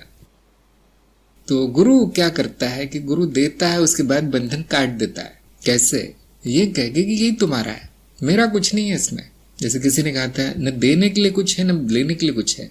ये कौन जानता है? ये केवल ज्ञानी जानता है कि मैं जो दे रहा हूं वो मेरा नहीं है, ये मनो शरीर माध्यम है ये ट्रांसपोर्ट है एक तरह का, एक जगह से दूसरी जगह पहुंचाता है। ट्रांसपोर्ट वाले को कुछ नहीं मिलता। तो इसी भाव से गुरु या ज्ञानी कुछ भी देता है, किसी को देता है तो ये सोच के नहीं देता कि कुछ मिलेगा। यहां तक कि हम तो ये भी नहीं सोचते सामने वाले का भला होगा या नहीं होगा। जैसे अगर मैं इस इच्छा से दूं कि ये लो तुम्हारा भला होगा, तो उसमें भी तो इच्छा आ गई, फिर अब उसका अच्छा नहीं हुआ, कुछ और ही हो गया उसका, तो बंधन तो बच गया, फिर बंधन तो रह गया। अगर जिसने लिया है वो भी दुआएं देता है कि हाँ चलो मेरे पास कुछ नहीं है, मैं दुआएं ही दे देता हूँ उनको, तुम्हारा सब अच्छा हो, शुभकामनाएं। अब उसमें कोई बंधन इतना बनता नहीं है। केवल मुंह से बोल देने से कि तुम्हारा अच्छा होगा होता नहीं है, सभी जानते हैं। हाँ, उसके मन में एक अच्छी इच्छा आ जाती है आपके लिए, जिससे कुछ छोटा मोटा फल आ जाए तो आ जाए, नहीं तो भूल जाते हैं लोग। लोगों का संकल्प इतना कमजोर होता है कि वो आपके लिए अच्छा भी सोचे तो उसका कोई फायदा नहीं होता। ये एक बात हो गई लेन देन की। दूसरा भी उसका दृष्टिकोण है कि ज्ञानी कभी कुछ लेता नहीं है, ले भी लिया तो उसको पता होता है कि न देने वाले का कुछ है न मेरा कुछ है। ये काफी ऊंचा स्तर है। यहाँ पे पहुंचते पहुंचते समय लगता है लोगों को कि अब वो ले भी रहा है लेकिन उसको पता है मेरा तो कुछ है नहीं, ये तो सपना है, कितना भी ले लूं कुछ नहीं। तो इसकी उसकी चेतना यहाँ पहुंच गई है कि वो खेल भी खेल ले लेन देन का तो भी फर्क नहीं पड़ता उस पर। लेकिन मुझे लगता है लोगों की समझ में आएगी नहीं बात। तो अगर वो किसी का खून भी कर दे, मर्डर भी कर दे, या किसी को करोड़पति भी बना दे, इतना दे दे, कोई भी कर्म कर दे, उसको कुछ होता नहीं। लेकिन फिर वो बहुत ऊंचा पहुंच गया, उसको तो वो तो मनुष्य योनि में दिखाई भी नहीं देगा। तो जहां पर कर्म, लेन देन के कर्म इतना महत्वपूर्ण नहीं जितने कि भाव महत्वपूर्ण है। निस्वार्थ भाव से देना चाहिए और सामने वाले की भावना देख कर ही लेना चाहिए। अगर सामने वाला आपको पानी पिला रहा है तो पहले देखिए क्यों पिला रहा है, क्यों आपकी मदद कर रहा है। और वहां पे आपको अगर स्वार्थ दिखता है तो पानी नहीं पीना है, लेना नहीं है, उसके बहुत बुरे परिणाम आते हैं। सभी लोग जानते होंगे बात कोई चाय पिला रहा है तो पीना नहीं है। कुछ लोग होते ना, इसके घर जाओ तो कुछ मिलता ही नहीं है, ये तो हमें कुछ देता ही नहीं है। मतलब वो उम्मीद से आए, अपेक्षा रखते हैं, वो बंधन बनाने की उम्मीद से आए। तो ऐसे लोगों को तो बिल्कुल कुछ नहीं देना है, क्योंकि आपका तो बनेगा नहीं, लेकिन उनका जरूर बन जाएगा बंधन। तो ज्ञानी जो है बंधन तोड़ता है, बनाता नहीं है। संबंध तोड़ता है, बनाता नहीं है, क्योंकि हम जानते हैं क्या परिणाम आता है इन चीजों का, पूरी तरह जानते हैं। अगर मैं नहीं बंधन में बनूंगा तो दूसरा तो बंध ही जाएगा। इसलिए हम पूरी तरह से बेरहमी से तोड़ देते हैं सारे संबंध। उसमें सामने वाले की भी प्रगति होती है, सामने वाले पर उपकार है यदि आपने उसको छोड़ दिया है तो। ये बात बहुत कम लोगों की समझ में आएगी, क्योंकि मैं अक्सर देखता हूँ सभी भावनाओं में उलझे हैं, सभी संबंधों में उलझे हैं, सभी बंधनों में उलझे हैं, वो बनाने का प्रयास कर रहे हैं और कहीं नहीं मिलता तो गुरु से चिपक जाते हैं। गुरु से ही संबंध हो जाए मेरा, गुरु से नहीं हो सकता। देख, संबंध गुरु और शिष्य एक हैं, उनमें संबंध नहीं हो सकता, कोई भी संबंध नहीं हो सकता। अगर उस शिष्य ने अभी तक ये नहीं समझा है कि मैं और गुरु एक ही हैं, तो वो संबंध बनाने का प्रयास करेगा, कुछ ना कुछ देने का प्रयास करेगा। गुरु जी पैसे ले लो मैं करोड़पति हूँ, बंगला ले लो, हेलीकॉप्टर ले लो, बहुत आते हैं से। अब मैं कहता हूँ मेरा काम तो देने का है, आपको क्या चाहिए बता, आपकी क्या इच्छा है? मुझे तो कुछ नहीं चाहिए, तो फिर मेरे पास क्या है? फिर यहाँ क्यों आए हो? मैं आपसे मिलना चाहता हूँ, ये वो क्यों मिलना चाहते? मेरी ये इच्छा है। मैंने कहा मैं तो सारी इच्छाएं खत्म कर चुका हूँ, अब ये कौन सी इच्छा बची है? तो जो बिना किसी इच्छा के मिलना चाहता है वही मिल सकता है गुरु से, और कोई नहीं, क्योंकि गुरु नहीं मिलने देगा मुझे उम्मीद है कि ये प्रश्न उत्तर आ गया होगा सभी का, सभी के लिए। इस बात पे सभी लोगों को मनन करना चाहिए कि मैं देख रहा हूँ 90% जो हमारे सत्संग में है या कार्यक्रम में है वो अपेक्षाओं में, बंधनों में और इच्छाओं में उलझे हैं। हो सकता है मेरी ही शिक्षा में कोई गलती है, लेकिन मैं तो हमेशा ही कहता हूँ उसको जो अहम भाव है उसको अनसुना कर देता है। मैं देख, सुनता नहीं है वो, नहीं सब कुछ सुन लूंगा मैं, भूत प्रेत माया भक्ति मार्ग और ये और वो मूर्ति पूजा, लेकिन ये नहीं सुनूंगा जिसमें कि इन्होंने कहा था कि लेने से नुकसान होगा, देने से भी होगा। नहीं ये नहीं, ये मेरा मार्ग नहीं है, ऐसा लोग सोचते हैं। कई है हमारे साधक जो चाहते हैं कि संसार वैसा ही चलता रहे लेकिन आध्यात्मिक प्रगति हो जाए। ऐसे कैसे संभव है? आप बताइए कैसे संभव है? जब प्रकाश चाहते तो अंधेरा तो घटेगा, जब ठंडी चाहते हैं तो गर्मी तो कम होगी। द्वैत, ध्यान दीजिए, संसार और आध्यात्म में वैसा ही सब कुछ वैसा ही रहे मेरा, और अच्छा हो जाए, और बंधन हो जाए, और मिल जाए मुझे सब कुछ संसार में, और अध्यात्म में प्रगति कर लूं। ऐसा नहीं होता। एक छूटता है तो दूसरा बढ़ता है, दूसरा कम होगा तो पहला बढ़ेगा। अध्यात्म आप देखेंगे, आप संसार में उलझ जाएंगे तो आध्यात्मिक प्रगति कम हो जाती, पूरी तरह गायब भी हो जाती, कभी नष्ट हो जाती है। सबसे बड़ा कारण उसका संबंध ही है, बंधन ही आपका कारण है। इच्छाएं तो हमारी छोटी मोटी होती है, वो बहुत जल्दी पूरी हो जाती हैं। ये वस्तु चाहिए, वो वस्तु चाहिए, यहाँ जाना है, वहां जाना है, ये देखना है, वो देखना है, छोटी मोटी है। संबंध कभी पूरे नहीं होते क्योंकि कई जन्मों के हैं। तो जब मैं कहता हूँ ज्ञान मार्ग पे आओगे तो सारे संबंध टूट जाएंगे, तो आधे लोग भाग जाते हैं ऐसे। क्यों? उनको तो सब चाहिए। कुछ लोग तो मार्ग में इसीलिए आते हैं कि सब कुछ संसार उनका अच्छा हो जाए, शरीर अच्छा हो जाए, मन अच्छा हो जाए, कमाई धमाई होने लगे, लोग खुश हो जाए उनसे। कभी नहीं होगा। ये बहुत प्रकट रूप से मैं कहता हूँ, बहुत ऐसे घुमा फिरा के नहीं कहता मैं नहीं चाहता कि इस मार्ग में कोई आए इस उम्मीद से कुछ मिलेगा और फिर उनकी वो उम्मीद टूटे, फिर वो गुरु को गालियां देते हुए जाता है। मैंने तो ऐसा सोचा था, ये गुरु ऐसा निकला। मैंने कहा पहले दे दो यार गालियां, पहले ही खिला दो, मुझे दे दो अपना जो भी है मुझे, मैं गालियां भी छीन लेता हूं उनसे। फिर वो आते नहीं है, जो कि उनके भले के लिए है, क्योंकि समय नष्ट होगा फिर। तो यहाँ पे उसी को आना है जिसको खाली होना है, तब मेरा काम आसान होता है। जिसको अपनी गागर भरना है और भरते रहो। मानव ने कहा इस हिसाब से मार्ग पर चलने से पहले कि अपने परिवार से भी संबंध तोड़ दें। आपको कुछ नहीं तोड़ना है, देखिए तोड़ने वाला कौन है यहाँ पे? अगर आप अभी भी सोच रहे हैं कि मैं कुछ कर सकता हूँ, तो फिर अज्ञान है। कर्ता भाव अभी भी है। कर्ता भाव में जो कार्य होगा उसका बहुत बुरा परिणाम आएगा। ज्ञान आपको कर्महीनता की ओर ले जाता है। तो मानव काफी दिनों सत्संग में है, लेकिन अज्ञान आपका बचा हुआ है। क्या कुछ पंडित से पूछ के कोई मुहूर्त निकाला है क्या कि किस दिन अज्ञान खत्म करूं? कोई संबंध नहीं तोड़ना है किसी को, अपने आप ही टूट जाते हैं। सामने वाला तोड़ देगा, आपको नहीं तोड़ना पड़ेगा। कैसे होगा ये? इसकी सबकी अपनी अपनी राम कहानी। कैसे होता है? किसी न किसी बात से वो नाराज हो जाएंगे, किसी न किसी बात से अपमान करने लगेंगे, आपको जानवरों की तरह व्यवहार करने लगेंगे आपसे। वो तो जानवर है, लेकिन आपको भी जानवरों की तरह रखेंगे। प्रेम भाव समाप्त हो जाएगा, लेन देन बढ़ जाएगा कि तुम ये कर दो, मैं ये कर देता हूँ, तुम इतना कर लो, मैं इतना कर लेता हूँ। नहीं नहीं, मुझे जाना है, नहीं नहीं, छोड़ना नहीं है, आज से कमरे के बाहर कदम नहीं रखना है, नहीं तो जायदाद में से एक कौड़ी नहीं मिलेगी। तो वही शुरुआत करते हैं, वही अंत करते हैं संबंधों का। हमें कुछ नहीं करना पड़ता। आप कर्महीन रहिए, आप अपने मार्ग पर चलिए शांति से। बाकी माया करती है, हम नहीं करते कुछ।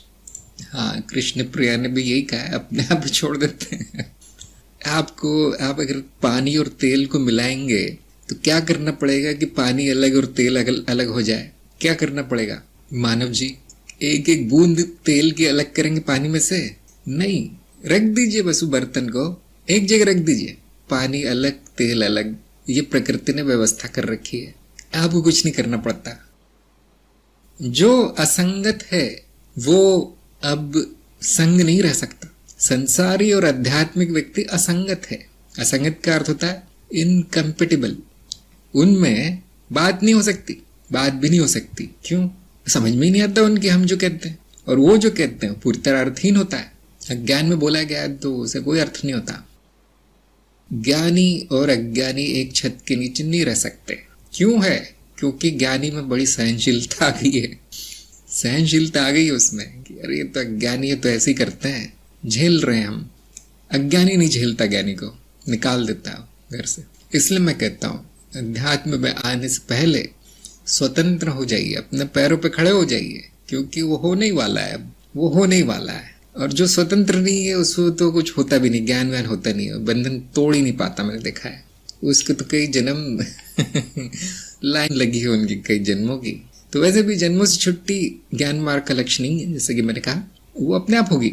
जैसे नदी जब पर्वत से निकलती है समुद्र तक अपने आप पहुंचती है, वैसे ही विकास क्रम की धारा अपने आप पहुंचती है देवयोनि में। हमें कुछ नहीं करना पड़ता है। बस उसमें जो बांध बना रखे हैं अपने संबंधों के, बांध तोड़ दीजिए, जल्दी पहुंच जाएंगे।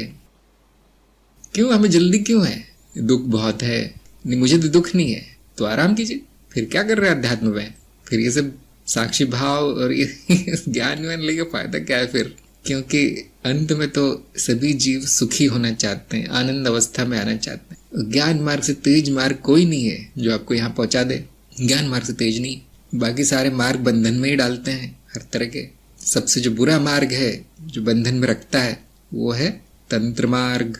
वहां पे स्वीकार कर लिया गया है कि बंधन के अलावा कोई अस्तित्व नहीं है।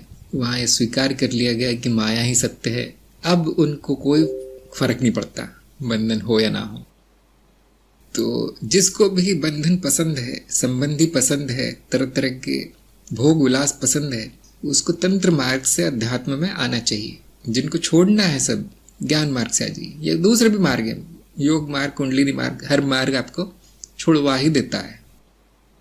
कुछ बड़े जोर जबरदस्ती वाले मार्ग है, जैसे कुंडलिनी मार्ग, जोर जबरदस्ती से छुड़वा दिया जाता है। वहां पे खाना भी मुश्किल हो जाएगा आपके लिए, सोना भी मुश्किल हो जाएगा, चाय पीना भी मना है।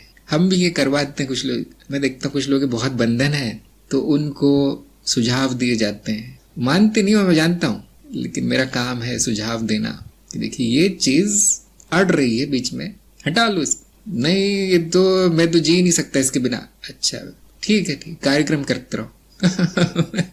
क्या कर सकते हैं आप बताइए? मनोज ने पूछा है, हम सबका ये अनुभव रहा है कि हमें बाहर की दुनिया की बहुत जानकारी होती है, किंतु हमें स्वयं के बारे में कोई जानकारी क्यों नहीं होती? क्या इसके पीछे हमारे दृढ़ कर्म होते हैं? तो आपने शब्द बहुत अच्छा उपयोग किया, जानकारी। हाँ, बाहर की जो चीज़ें वो जानकारी होती है, अनुभव तो कुछ खास होता नहीं, केवल जानकारी है। जानकारी और ज्ञान में बहुत फ़र्क है। जानकारी ऐसी सुनी सुनी पढ़ी पढ़ाई बातें हैं, बहुत है, तो आपको अनुभव बहुत कम है, और अनुभव होने के बाद भी ज्ञान बहुत कम है।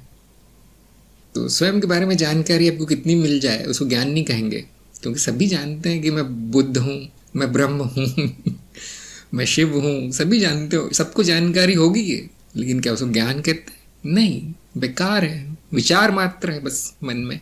तो क्यों नहीं होता ज्ञान? क्यों नहीं होता फिर?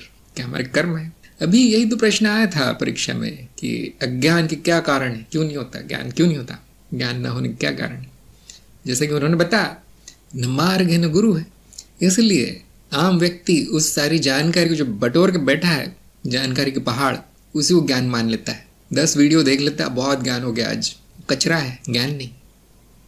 अज्ञान का कारण भी अज्ञानी है कि मान लेना कि वो जो भी मैंने जानकारी इकट्ठी की वही मेरा ज्ञान है। तो अज्ञान की परतें बहुत है, देखिए अज्ञान बहुत गहरा है। और ये सब मान लेना कि मेरे कर्म सही नहीं है, ये मान लेना कि मैं गलत परिवार में पैदा हुआ हूँ, या मैं स्त्री हूँ, या मैं पुरुष हूँ, ये और बड़ा अज्ञान है फिर। तो अज्ञान के कारण गिनाए गए हैं कार्यक्रम में, जिस वीडियो का नाम है अज्ञान के साधन, देख लीजिए, फिर से देख लीजिए वो वीडियो, जिसमें ये बताया गया कि किन कारणों से अज्ञान होता है। क्योंकि जब आप जन्म लेते हैं तो आप बोध होते हैं, आपको ज्ञान तो होता ही नहीं है, लेकिन अज्ञान भी नहीं होता, शुद्ध होता है। उसके बाद आप जिस वातावरण में हैं वो निर्धारित करता है कि ज्ञान होगा या अज्ञान होगा।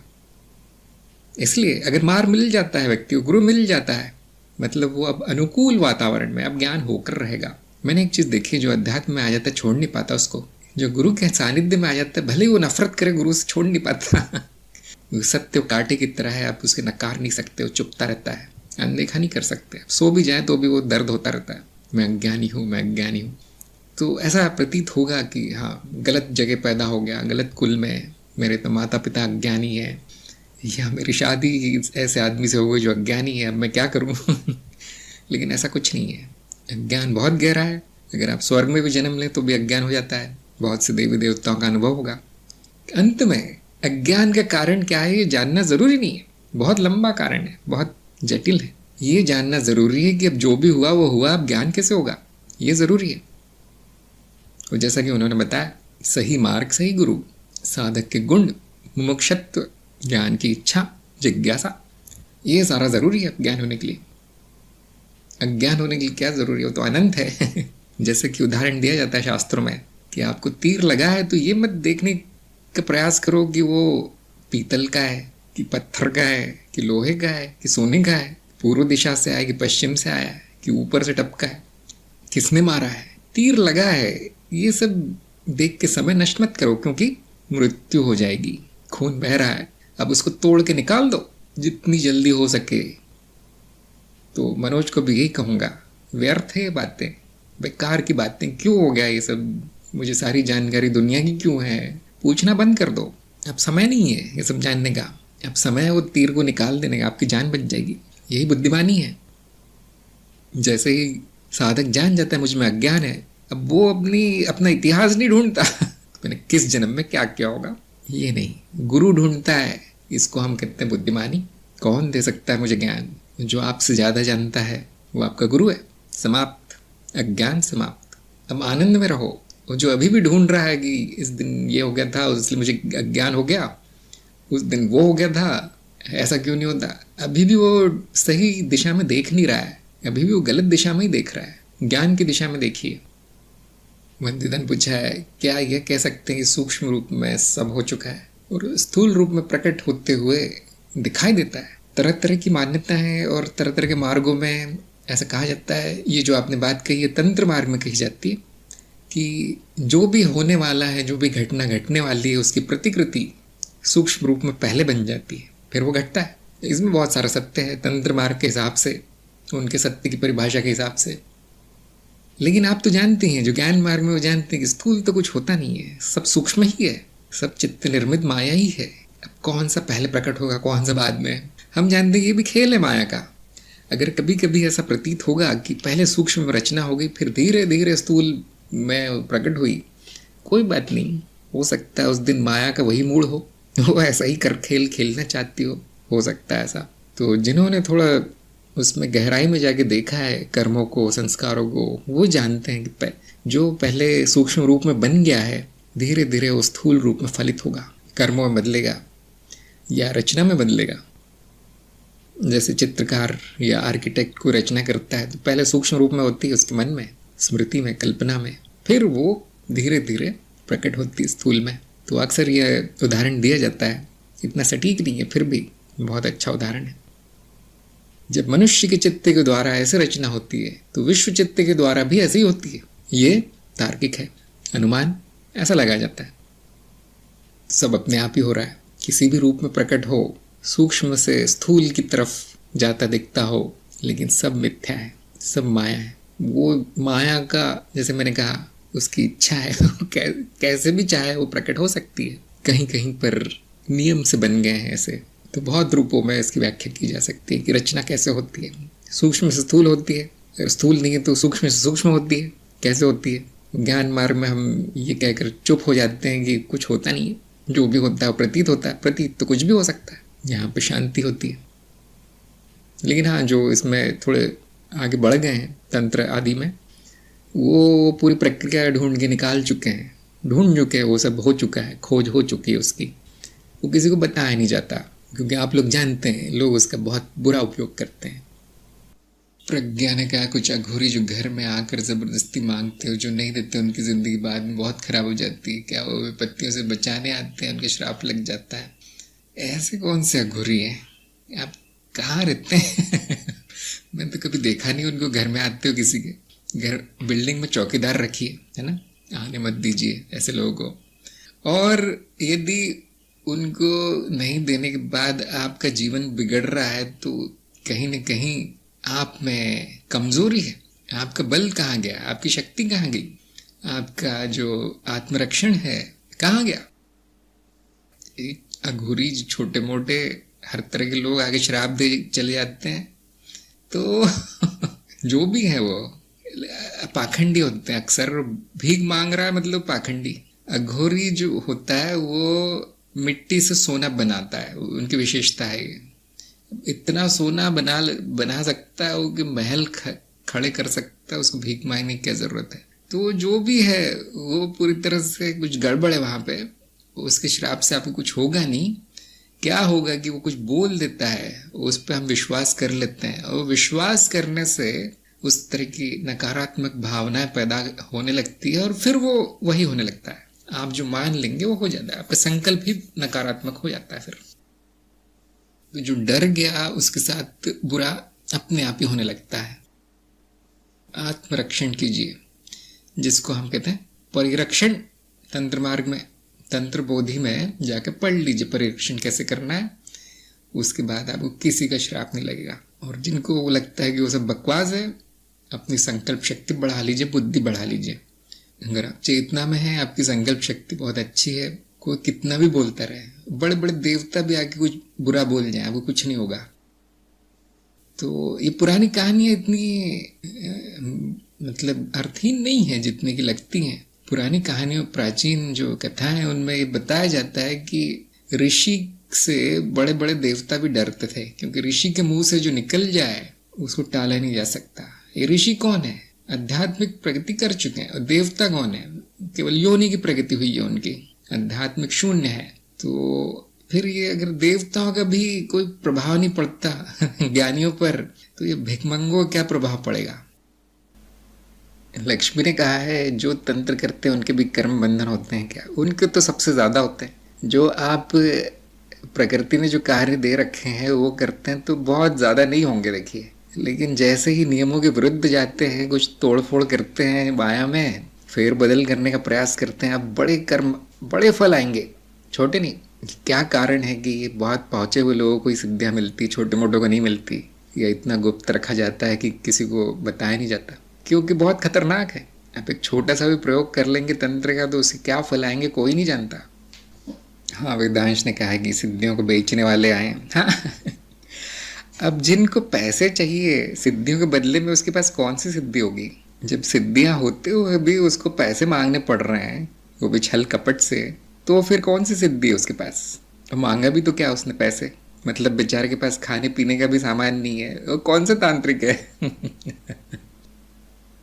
उससे तो अच्छा जो मेहनत मजदूरी करते हैं वो है, कम से कम अपनी कमा के खा तो रहे हैं रोटी, परिवार का पालन पोषण तो कर रहे हैं।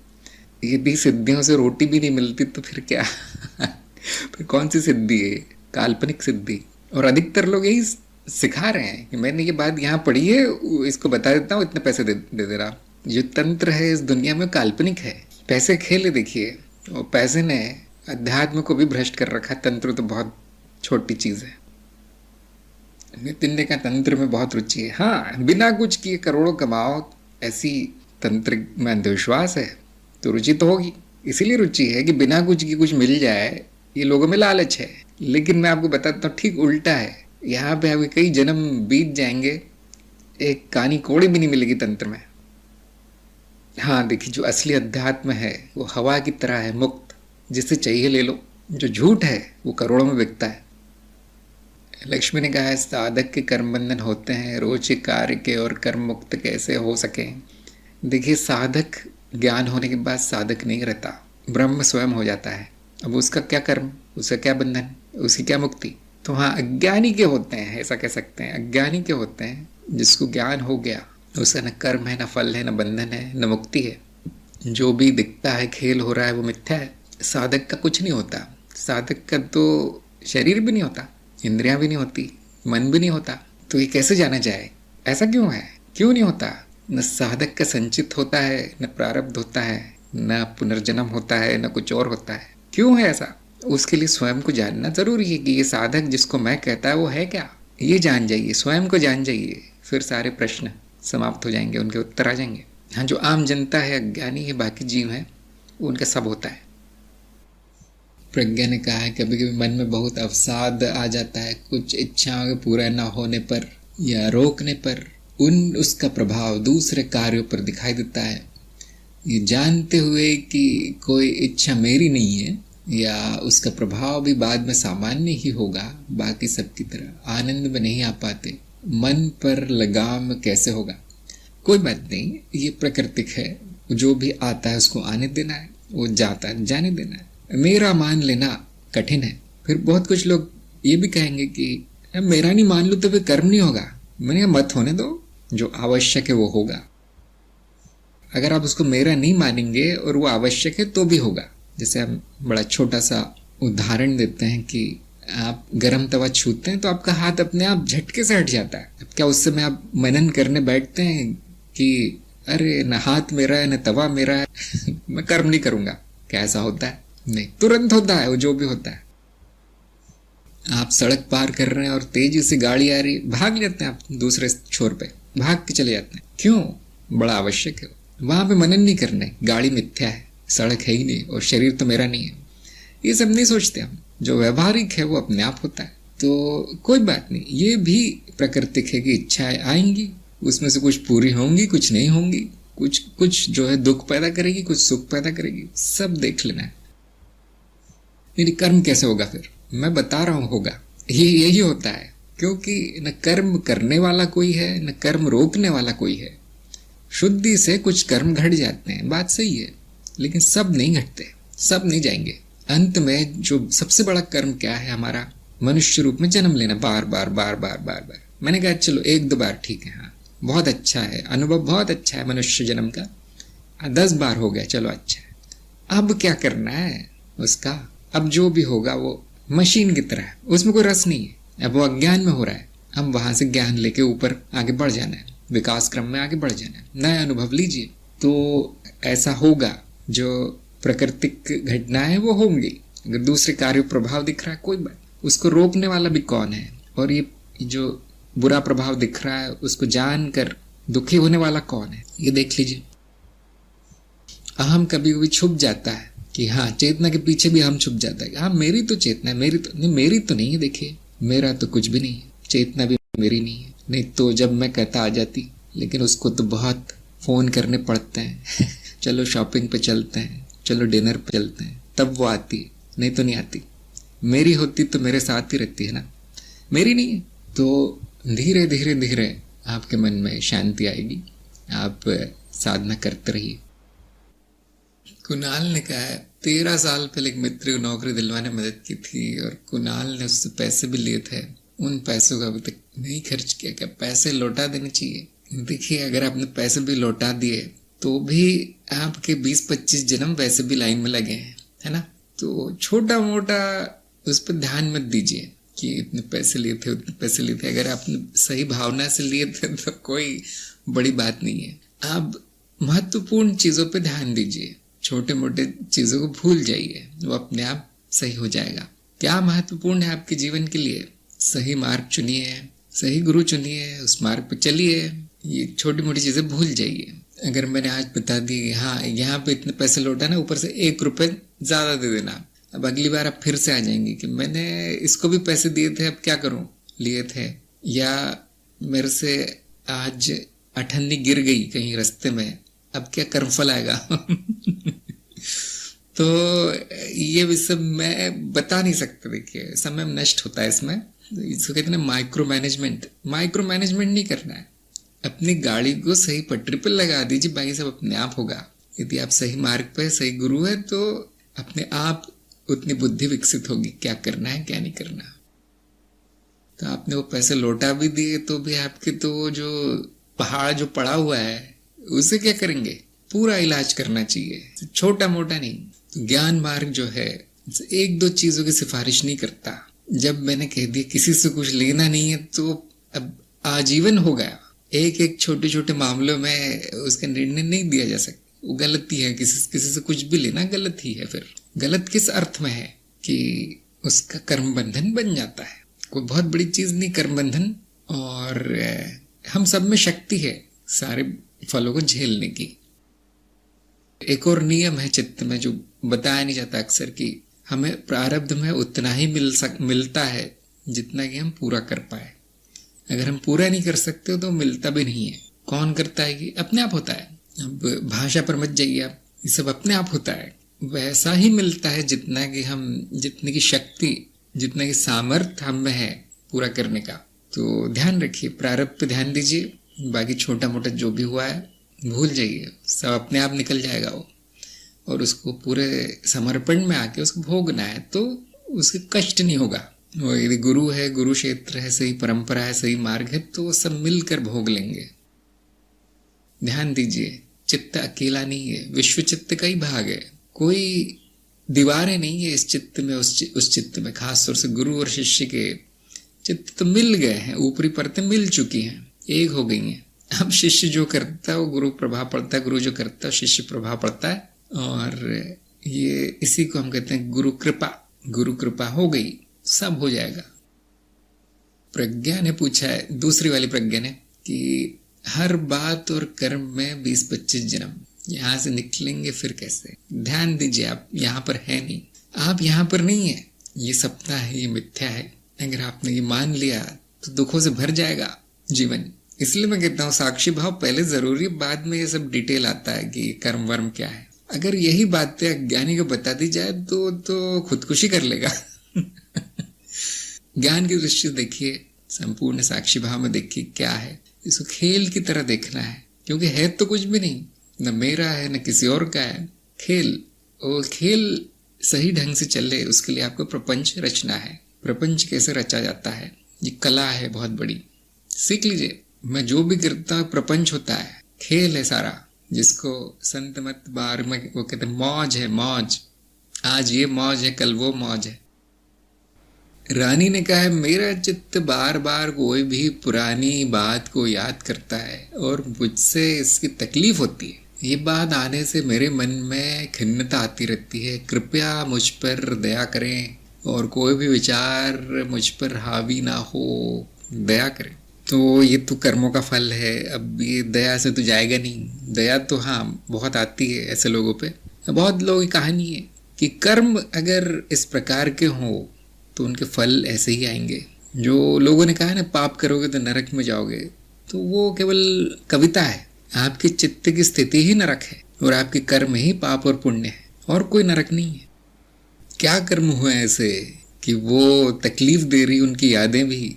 ऐसा क्या हो गया आपसे? अधिकतर लोग दूसरों को दोष देते हैं कि इसकी वजह से हो रहा है वो। तो आपको एक ही बात जाननी है कि वो जो भी कर्म है मेरे हैं, दूसरों का कुछ नहीं उसमें। जब हम गर्म तवे को छूते हैं, हाथ जलता है, तो तवे की गलती नहीं है उसमें। वो जलन हो रही है वो भी प्राकृतिक है, वो परिणाम है उसका, वो नहीं जाएगी। तो अब क्या करूं? जो भी हुआ है आपके जीवन में उसके लिए क्षमा भाव रखिए, उसके लिए स्वीकार भाव रखिए, उससे सीखिए कि ये मेरी गलती थी, ये मेरा भाग्य था, ये मेरा प्रारब्ध था कि ऐसा होना था। मैंने इससे क्या सीखा? क्या मैंने इन घटनाओं से ये सीखा कि सारा दोष दूसरे का होता और मैं दूध की धूली हूँ, मुझे कुछ चाहिए ही नहीं था? या इसका अर्थ ये है कि न जगत में सुख है, न लोगों में सुख है, न वस्तुओं में सुख है? क्या सीखना है आपको वो देखिए। और उसके बाद क्षमा भाव आना चाहिए मन में, खिन्नता नहीं आनी चाहिए, प्रेम भाव, क्षमा भाव, शांति आनी चाहिए। अब ये प्राकृतिक है। मैं आपको एक गोली दे दूँ, मैं आपको एक मंत्र दे दूँ, उससे वो चित्त की मशीन टूट फूट के बंद हो जाए, क्या इसको दया कहेंगे? ये निर्दयता कहेंगे? जो ज्ञान आपको हुआ है वो वही सबसे बड़ी कृपा है, उसका आप उपयोग कीजिए।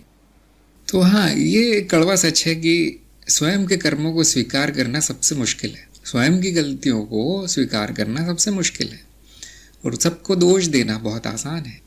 और वो दोष देने की जो वृत्ति है उसके कारण मन में ऐसी बुरी भावनाएं आती है, नकारात्मकता आती है।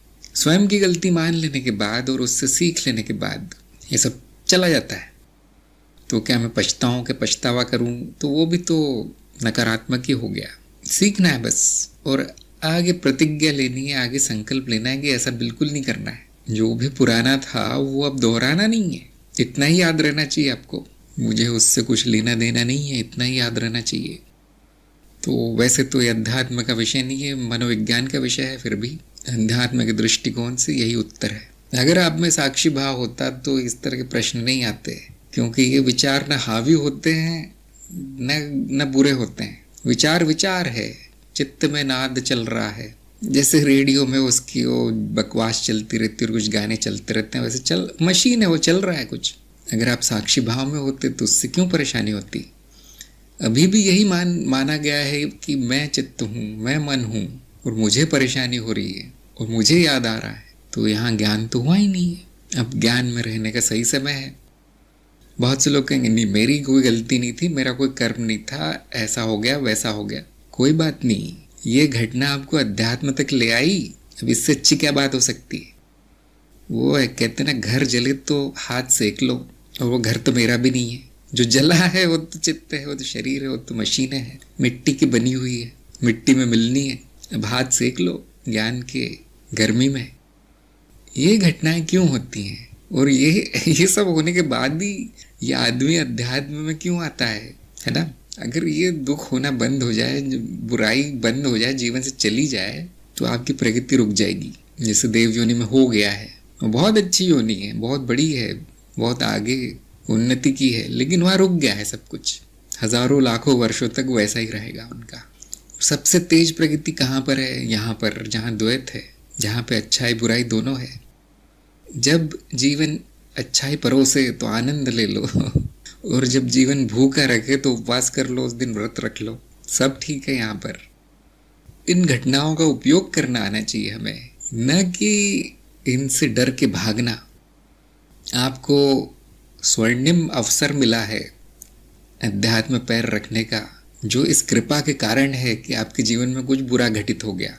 ये कृपा, अच्छा हो जाता तो यहाँ नहीं आते आप। न मार्ग मिलता, न गुरु, न सत्संग, न ज्ञान। ये भाग्य की बात है। वो जो भी हो रहा है आपके चित्त में बकवास है। जो भी हुई पुरानी घटना पूरी तरह से निरर्थक है। उसका इतना ही कार्य था कि आपकी प्रगति करवा दे थोड़ी सी। अगर उस समय आप अध्यात्म में होते, उस समय गुरु होता, तो क्या इस तरह की स्थिति आती? नहीं। क्या आगे आएगी ऐसी स्थिति? नहीं। तो क्या ये खुशी की बात नहीं है? जब जागो तभी सवेरा है। तो मैं तो ऐसी दया करता हूँ, और कोई दया आती नहीं मुझे।